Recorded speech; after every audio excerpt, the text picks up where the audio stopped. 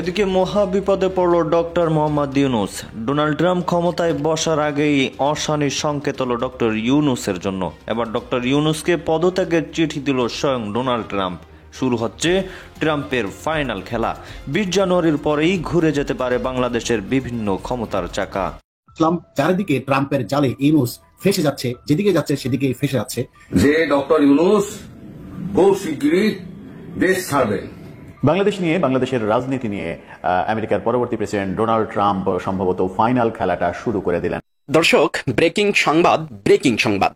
এবার বাংলাদেশের নির্বাচন নিয়ে যুক্তরাষ্ট্র ভারতের বৈঠক। দর্শক, বুঝাই যাচ্ছে কপালও খুলতে পারে আওয়ামী। দর্শক, দেশ প্রবাস দূরে কিংবা কাছে বসে যারা আমাদের দেখছেন, আশা করি সবাই ভালো আছেন। দর্শক, এই মুহূর্তে পাওয়া খুবই গুরুত্বপূর্ণ এবং ইম্পর্টেন্ট একটি সংবাদ দেখতে চলেছেন, যে সংবাদটি আমি মনে করি এই বছরের সব থেকে শ্রেষ্ঠ সংবাদ এবং যেই সংবাদটির আশায় বসেছিলেন হাজার হাজার বা বলতে পারেন কোটি কোটি আওয়ামী লীগ ভক্ত ভাই ও বোনেরা। দর্শক, এবার এসে গেছে সেই আসল সংবাদ। ডক্টর ইউনূসকে পদত্যাগের চিঠি দিল ডোনাল্ড ট্রাম্প। ফাইনাল খেলা শুরু করেছে। দর্শক, রীতিমতো বাংলাদেশের নির্বাচনে আওয়ামী লীগ থাকবে কি থাকবে না, আওয়ামী লীগকে পা ধরে ডেকে আনতে হবে নির্বাচনে, এমনও ঘোষণা দিয়েছে যুক্তরাষ্ট্র। পাশাপাশি অতি দ্রুত নির্বাচন দিয়ে ডক্টর ইউনূসকে পদত্যাগ করতে হবে, এমন ঘোষণা চলে এসেছে যুক্তরাষ্ট্র থেকে। আর বোধহয় রক্ষা হচ্ছে না। দর্শক, চলুন এ বিষয়ে কথা আমি আর না বলে বিস্তারিত কি হয়েছে এবং কি ঘটেছে এবং কি ঘটতে চলেছে সেটা আমরা সবাই দেখে আসি। আশা করি সবাই থাকবেন এবং আওয়ামী লীগের ভাই বোনেরা বেশি করে শেয়ার দিয়ে যাবেন এবং এ বিষয়ে আপনার মতামত তুলে ধরবেন ও লাইক দিবেন। ধন্যবাদ। তো দর্শক, চলুন স্ক্রিনে। বাংলাদেশ নিয়ে, বাংলাদেশের রাজনীতি নিয়ে আমেরিকার পরবর্তী প্রেসিডেন্ট ডোনাল্ড ট্রাম্প সম্ভবত ফাইনাল খেলাটা শুরু করে দিলেন। এতদিন যে খেলা হয়েছিল সেই খেলা লিগ পর্যায়ের খেলা হয়েছে, কোয়ার্টার ফাইনাল হয়েছে, সেমিফাইনালও হয়তো হয়েছে। এবার সত্যি সত্যি ফাইনাল খেলার ডাক দিলেন এবং ফাইনাল খেলার ডাকের ফলে বর্তমান যে তত্ত্বাবধায়ক অন্তর্বর্তীকালীন সরকার, সেই সরকারের অবস্থাটা কোন পর্যায়ে গিয়ে দাঁড়াবে সেটা একটা বড় বিষয়। কি সেই খেলা এবং যুক্তরাজ্যে আওয়ামী লীগের সঙ্গে যুক্তরাজ্যের প্রধানমন্ত্রীর কি হলো, এদিকে যুক্তরাষ্ট্রের আমেরিকার নিরাপত্তা উপদেষ্টা কি বললেন আওয়ামী লীগ এবং শেখ হাসিনাকে নিয়ে। বলছিলাম ডোনাল্ড ট্রাম্পের ফাইনাল খেলার কথা। ডোনাল্ড ট্রাম্প ফাইনাল খেলার হুইসেল বাজিয়ে দিয়েছেন, সেটাই অবস্থা দৃষ্টে মনে হচ্ছে। ডোনাল্ড ট্রাম্প যখন এই হুইসেল বাজালেন, কি হুইসেল? সেই হুইসেলটা বিএনপিকে নিয়ে একটা বড় পরিকল্পনা করছে আমেরিকা এবং ডোনাল্ড ট্রাম্প। সেটার কথা একটু পরে বলি, তার আগে চলুন একটু যুক্তরাজ্য থেকে ঘুরে আসি। যুক্তরাজ্যের প্রধানমন্ত্রী আওয়ামী লীগের পালিয়ে যাওয়া সিলেটের সাবেক মেয়র আনোয়ারুজ্জামান চৌধুরী, তার সঙ্গে ডিনার করেছেন একসঙ্গে। একই অনুষ্ঠানে তাদেরকে খোশ গল্প করতে দেখা গেছে। হাসি হাসি মুখ নিয়ে তাদের অন্তরঙ্গ আলাপ সোশ্যাল মিডিয়ায় এবং গণমাধ্যমে বেশ আলোচনা তৈরি করেছে। আওয়ামী লীগের পালিয়ে যাওয়া একজন নেতার সঙ্গে যুক্তরাজ্যের প্রধানমন্ত্রী কেন এতটা মাখো মাখো অনুষ্ঠানে সম্পর্কটা দেখালেন, সেটা নানা দিকে প্রশ্ন উঠছে। তাহলে কি যুক্তরাজ্যও আওয়ামী লীগের পক্ষে অবস্থান নিচ্ছে? এর আগে যুক্তরাজ্যের নির্বাচনে এই প্রধানমন্ত্রী তার নির্বাচনের জন্য আওয়ামীপন্থী বাংলাদেশিদের সহযোগিতা নিয়েছিলেন এবং সেই সহযোগিতারই কৃতজ্ঞতার স্বরূপ সম্ভবত এই ব্যাপারটা ঘটতে যাচ্ছে। যুক্তরাজ্যে যখন আওয়ামী লীগের সঙ্গে যুক্তরাজ্যের প্রধানমন্ত্রীর মিটিং হচ্ছে, ঠিক তখন আমেরিকার বিদায়ী নিরাপত্তা উপদেষ্টা জ্যাক সুলিভান তিনি একটা নতুন বার্তা দিয়েছেন। সেই বার্তাটা একটা মজার বার্তা। জো বাইডেন সরকার শেখ হাসিনাকে উৎখাত করেছে এবং ইউনূস সরকারকে বসিয়েছে, এই যে পরিচিত আলাপ, সেই আলাপের বাইরে গিয়ে তিনি বললেন এবং ভারতকে সাক্ষী রেখে তিনি বললেন যে ভারত জানে শেখ হাসিনার যে পরাজয়, শেখ হাসিনার যে পলায়ন পর্ব, সেই পর্বে আমেরিকা এবং জো বাইডেন সরকারের কোনো ভূমিকা ছিল না। এখানে পেছন থেকে আমেরিকা কোনো ভূমিকা পালন করেনি, এমনটা বলার চেষ্টা করেছেন এবং তিনি বলেছেন আমরা যে কোনো ভূমিকা পালন করিনি সেটা ভারতও জানে। অর্থাৎ ভারতকেও তিনি একই তথ্য দিয়েছেন ভারতে যখন তিনি সফর করেছেন তখন তেমনটাই জানিয়েছেন। এটা একটা খুবই মেজর পয়েন্ট যে জো বাইডেন সরকার বিদায়ের আগ মুহূর্তে আত্মপক্ষ সমর্থন করে বলছে বাংলাদেশের রাজনীতিতে, বাংলাদেশের রাজনৈতিক যে পালাবদল হয়েছে সেই পালাবদলে তারা কোনো ভূমিকা রাখেননি। এটা কি এই কারণেই বলছেন তিনি যে ডোনাল্ড ট্রাম্প সরকার এসে বাংলাদেশ ব্যাপারে ঠিক মুদ্রার এপিট ওপিট করে দেবে, মুদ্রার ওই পিঠটাই ডোনাল্ড ট্রাম্পের অবস্থান হবে? সেই কারণেই কি আগে ভাগে জো বাইডেন সরকার এরকম একটা বিবৃতি দিয়ে দিল যে শেখ হাসিনা পতন এবং শেখ হাসিনার চলে যাওয়ার পেছনে তাদের কোনো ভূমিকা নেই। এই আলাপ যখন করছি তখন আসল আলাপটা করি, যেটা বলছিলাম ডোনাল্ড ট্রাম্পের ফাইনাল খেলাটা শুরু হয়েছে। ডোনাল্ড ট্রাম্প ফাইনাল খেলা কিভাবে শুরু করলেন? যেভাবে শুরু করলেন সেটা হচ্ছে ডোনাল্ড ট্রাম্প তারেক রহমানকে দাওয়াত দিয়েছেন। বিএনপির ভারপ্রাপ্ত চেয়ারম্যান তারেক রহমানকে ডোনাল্ড ট্রাম্প দাওয়াত দিয়েছেন, সাথে বিএনপির মহাসচিব মির্জা ফখরুল ইসলাম আলমগীর এবং প্রেসিডিয়াম সদস্য আমির খসরু মাহমুদ চৌধুরী, এই তিনজনকে ডোনাল্ড ট্রাম্প তার একটা অনুষ্ঠানে দাওয়াত দিয়েছেন। সেই অনুষ্ঠানটার নাম হচ্ছে national prayer breakfast. National prayer breakfast হবে, সেটা হবে ফেব্রুয়ারির 5 এবং 6 তারিখে। সেই অনুষ্ঠানে তারেক রহমানকে দাওয়াত দিলেন ডোনাল্ড ট্রাম্প। তারেক রহমান এবং বিএনপিকে দাওয়াত দেওয়ার পেছনে ডোনাল্ড ট্রাম্পের যুক্তি কি, কারণ কি, সেই ব্যাখ্যায় গেলে বিস্তর আলোচনা হবে। তবে ব্যাখ্যা যদি সংক্ষিপ্ত করা যায় তাহলে একটা সিগন্যাল স্পষ্ট, বর্তমান যে অন্তর্বর্তীকালীন সরকার ইউনূস সরকার, সেই ইউনূস সরকারের বিপক্ষে ডোনাল্ড ট্রাম্পের অবস্থান যে হবে সেটা স্পষ্ট হয়ে গেল তারেক রহমানকে দাওয়াত দেওয়ার মাধ্যমে। সামনে কথা বলতে এসেছি, শেখ হাসিনাই সফল, সমন্বয়ক ইউনূস মিশন ফেল, এই প্রসঙ্গটি নিয়ে। আপনারা জানেন, আমরা সবাই জানি যে আওয়ামী লীগ সরকার, শেখ হাসিনা সরকারের পতনের প্রায় আমরা 6ষ্ঠ মাসে, এখন 6ষ্ঠ মাসে অবস্থান করছি। এই 6 মাসে বা এই 5 মাসে নানা রকম নাট্যচিত্র আমরা নাটক মঞ্চায়ন হতে দেখলাম, কিন্তু সব নাটক ব্যর্থতায় পর্যবসিত হয়েছে সমন্বয়ক এবং ইউনূস গংয়ের। এরা যে কোনোভাবে এরা বুঝতে পারেনি আসলে হঠাৎ করে ঘটনা ঘটেছে, তো হঠাৎ করে 2 দিনের নোটিশে আওয়ামী লীগ সরকারের পতন। এই ঘটনার আকস্মিকতায় সমন্বয়ক কিংবা ইউনূস গং এরা বুঝতে পারেনি যে কি করবে বা কি হবে, যার কারণে এরা একের পর এক নিজেদের ভুলের ফাঁদে পড়ে গেছে। এদের পেছনে ছিল বাইডেন প্রশাসন বিদায় নিচ্ছে, আসছে ট্রাম্প প্রশাসন, যার কারণে এদের মধ্যে ধুকুপুকু শুরু হয়ে গেছে, এদের যান বাঁচানো ফরজ কাম শুরু হয়ে গেছে। অবস্থাটা এমন, এরা দেখুন বাইডেন প্রশাসনের প্রেসক্রিপশনে আসলো ক্ষমতায়, কিন্তু এসে ছাত্ররা তো আসলে এদের মাথায় তো এত কিছু খেলে না, কিন্তু ছাত্রদের যে ওস্তাদ কিছু আছে, যেমন আসিফ নজরুলের মতো মানুষ, তারাও হঠাৎ করে যে ক্ষমতায় আসবে, ক্ষমতার মসনদে বসবে। দর্শক, ব্রেকিং সংবাদ। এবার বাংলাদেশের নির্বাচন নিয়ে যুক্তরাষ্ট্র ভারতের বৈঠক। দর্শক, বুঝাই যাচ্ছে কপালও খুলতে পারে আওয়ামী লীগের, যেহেতু ভারত যুক্তরাষ্ট্র বাংলাদেশের ইস্যু নিয়ে, বাংলাদেশের নির্বাচন নিয়ে বৈঠক করেছে। দর্শক, ইতিমধ্যে একেবারে বাংলাদেশ নিয়ে মাথা ঘামানো, বাংলাদেশ নিয়ে উঠে পড়ে লেগে গিয়েছে যুক্তরাষ্ট্র এবং ভারত। তো দর্শক শ্রোতা, এবার কি কপাল পড়তে পারে অন্তর্বর্তীকালীন সরকারের? দর্শক, নির্বাচন নিয়ে কেন যুক্তরাষ্ট্র এবং ভারত আলোচনা করলো, এর পিছনে কি এমন রহস্য? হঠাৎ করে বাংলাদেশের নির্বাচন নিয়ে কেন তাদের মাথা ব্যথা? এই নিয়ে দর্শক শ্রোতা জানা অজানা কিছু রিপোর্ট হাতে এসে উপস্থিত হয়েছে।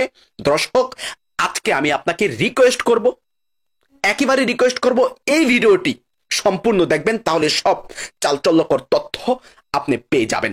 দর্শক, খবরে দেখেন কি বলা হচ্ছে।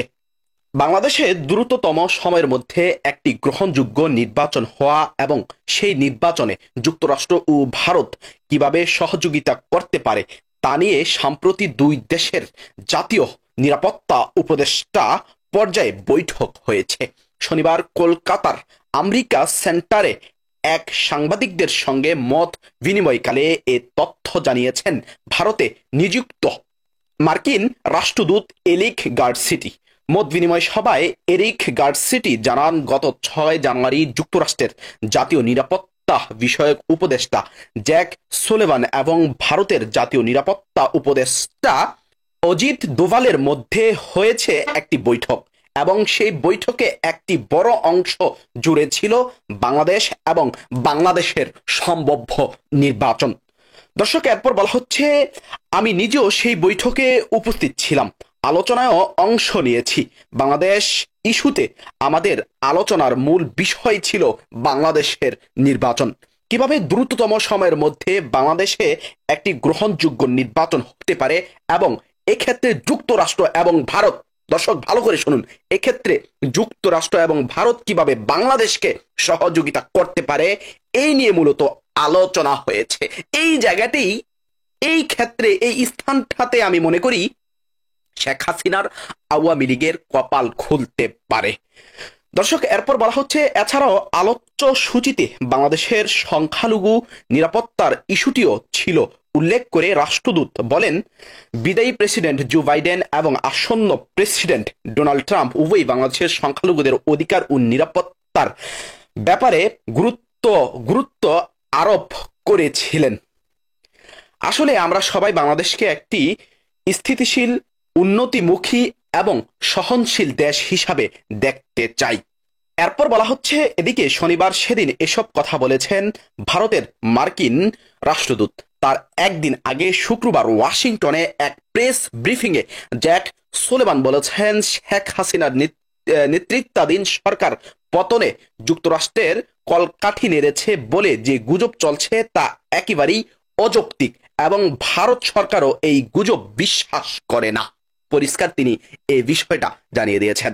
দর্শক, এরপর খবরের শেষ অংশে বলা হচ্ছে, দীর্ঘ 15 বছর ক্ষমতায় থাকার পর গত বছর জুলাই আগস্টে শিক্ষার্থী ছাত্র জনতার ব্যাপক আন্দোলনে পতন ঘটে প্রধানমন্ত্রী শেখ হাসিনা সরকারের। দেশ ত্যাগ করে ভারতে আশ্রয় নেন শেখ হাসিনা। এখনো সেখানে আছেন বাংলাদেশের সাবেক প্রধানমন্ত্রী শেখ হাসিনা, অর্থাৎ ভারতেই এখন আছেন। দর্শক, এই নিউজটি আসার পরপর রাজনীতির মাঠ একেবারে উত্তপ্ত করে ফেলে দিয়েছে। বাংলাদেশের নির্বাচন নিয়ে এবার মাথা গামানো এবার শুরু করে দিয়েছে যুক্তরাষ্ট্র এবং ভারত। তাহলে বোঝাই যাচ্ছে ভারতের হাতেই সব খেলামেলা হবে। তো দর্শক, যাই হোক, সেদিকে আর বেশি কিছু বলতে চাচ্ছি না। একেবারে আপডেট নিউজ, একেবারে রাজনীতির মাঠ গরম হওয়ার নিউজ। যাই হোক দর্শক শ্রোতা, এই বিষয়গুলো নিয়ে, যে বিষয়গুলো আপনাদের সাথে শেয়ার করলাম, এই বিষয়গুলো নিয়ে আপনার মূল্যবান মতামত, মূল্যবান আকাঙ্ক্ষা কমেন্ট বক্সে। হোয়াট, ভিপিনুর আপনিও? মানে বুঝলাম না ভাই, আপনি এই 5ই আগস্টের আগে কি বলতেন আর এখন কি বলতেছেন? তাও নাম নেন নাই ভাসুরের। আমরা বুঝতে পারছি আজহারি আমির হামজাকে নিয়ে কথা বলছেন। আগে আমরা শুনি, ও মাগো ভাইরে ভাই, আগে শুনা নেই। ওয়াজের মাঠে পলিটিক্যাল ন্যারেটিভ কিন্তু মানুষকে খাওয়ানোর চেষ্টা করতেছে। এটা আলটিমেটলি আমাদের বিভাজন কিংবা ধর্মীয় পর্যায়ে বিতর্কের সৃষ্টি করবে। যারা ট্রেন্ডে আছে, জনপ্রিয় ইয়ং আলোচনা করেন, তাদের এই বিষয়গুলো মাথায় রাখা দরকার। তারা যদি বেশি রাজনৈতিক দিকে ঝুঁকে পড়ে, তাদের জন্য কিন্তু বিপদ অনিবার্য। মানে কৃষ্ণ করলে লীলা খেলা আর আমি করলে পাপ, বিষয়টা তেমন হয়ে গেল না? এই আলেমদেরকে নিয়ে, মানে বিশেষ করে মিজানুর রহমান আল আজহারী হুজুর লাস্ট 2টা ওয়াজে তিনি যে বক্তব্যগুলো দিয়েছেন, এগুলা কি ঘিরা বিএনপির তো মন্তব্য ছিলই। এখন ভিপিনুর যেই কথাগুলো বলছেন, আমি একটা অংশ শুনেছি, বাকি অংশটা এমন ছিল, পার্লামেন্টে শেখ হাসিনা সহ আওয়ামী লীগের নেতারা একটা কথা বলতে, যে ওয়াজের মাঠকে রাজনীতির মাঠ বানানো হয়েছে। বিশেষ করে শিশু বক্তা রফিকুল ইসলাম মাদানী, আমাদের আমির হামজা হুজুর, তার উপরে হচ্ছে মাওলানা মামুনুল হক হুজুর, তারপরে হচ্ছে ইব্রাহিম হুজুর, অনেকেই তারা কিন্তু প্রতিনিয়ত ওয়াজের মাঝে রাজনৈতিক বক্তব্য দিতেন, যার কারণে দিন শেষে বাটে পড়তেছে। কিন্তু তখন আমরা দেখছি আমাদের এই ভিপিনুর রায় আলেমদের পক্ষে দাঁড়াইছিলেন। কিন্তু আজকে যখন নিজেরা ক্ষমতার চেয়ারটার কাছাকাছি, কি জানি একটা আছে, মানে বাবিয়ে কয় মুসলিম বের কখনো যে হয়, কি কয়, যে যায় লঙ্কা তে হয় রাবণ। বিষয়টা কিরকম হয়ে যাচ্ছে? এখন আপনি কি বুঝাইলেন যে দেশি বিদেশি অনেক ট্রেন্ডে গিয়ে কিন্তু বিপদ নির্ঘাত মাইনাস হয়ে যেতে পারে তরুণ বক্তারা এই ধরনের আলোচনা, ওয়াজের মাঠে কেন রাজনীতির আলোচনা? ধর্মের মধ্যে কি রাজনীতি নাই ভিপিনুর? What do you mean?